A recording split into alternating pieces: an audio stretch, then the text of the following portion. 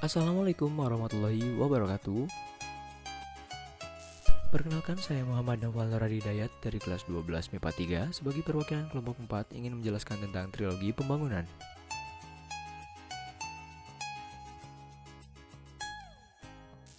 Yang pertama, pengertian. Trilogi pembangunan nasional adalah konsep dalam menentukan kebijakan politik, ekonomi, dan sosial yang pernah diterapkan pada masa pemerintahan Orde Baru dalam kepemimpinan Presiden Soeharto. Adapun isi trilogi pembangunan adalah sebagai berikut. Isi yang pertama adalah pemerataan pembangunan dan hasil-hasilnya. Adapun yang dimaksud pemerataan pembangunan dan hasil-hasilnya adalah pembangunan dilaksanakan secara merata di wilayah tanah air dan hasilnya dirasakan oleh seluruh rakyat Indonesia. Isi yang kedua adalah pertumbuhan ekonomi yang cukup tinggi. Adapun yang dimaksud dari pertumbuhan ekonomi yang cukup tinggi adalah pertumbuhan ekonomi harus lebih tinggi dari angka laju pertumbuhan penduduk. Dan isi terakhir dari trilogi pembangunan adalah stabilitas nasional yang dinamis.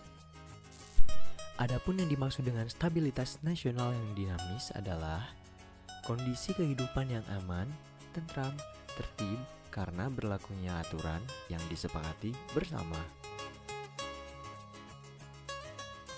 Jalur pemerataan. Jalur pemerataan adalah pedoman Presiden Soeharto dalam melaksanakan Repelita 3 juga sebagai penegas untuk trilogi pembangunan poin ke-1. Terdapat 8 pemerataan, yaitu sebagai berikut. Jalur pemerataan yang pertama adalah pemerataan pemenuhan kebutuhan pokok rakyat banyak, seperti sandang, pangan, dan papan. Jalur pemerataan kedua adalah pemerataan kesempatan memperoleh pendidikan dan pelayanan keselamatan. Jalur pemerataan yang ketiga adalah pemerataan pembagian pendapatan. Jalur pemerataan yang keempat adalah pemerataan kesempatan kerja. Jalur pemerataan yang kelima adalah pemerataan kesempatan berusaha. Jalur pemerataan yang keenam adalah pemerataan kesempatan berpartisipasi dalam pembangunan, khususnya bagi generasi muda dan kaum wanita. Jalur pemerataan yang ketujuh adalah pemerataan penyebaran pembangunan di wilayah tanah air. Dan jalur pemerataan yang terakhir adalah pemerataan kesempatan memperoleh keadilan. Dalam melaksanakan trilogi pembangunan, terdapat juga beberapa kontroversi, diantaranya sebagai berikut.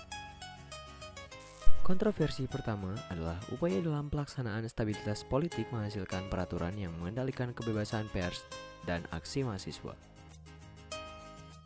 Kontroversi yang kedua adalah pelaksanaan pemerataan hasil mengakibatkan munculnya jalur distributif mitra pengusaha besar dan kecil, serta kredit usaha tani. Kontroversi yang ketiga adalah pertumbuhan ekonomi yang tinggi mengakibatkan hutang luar negeri semakin banyak, disebabkan karena banyak investor asing menanamkan modal. Demikian sekilas uraian tentang trilogi pembangunan. Adapun kesimpulan yang dapat kita ambil adalah trilogi pembangunan menjadi salah satu instrumen atau alat pemersatu energi bangsa yang digunakan Presiden Soeharto dalam membangun kembali Indonesia.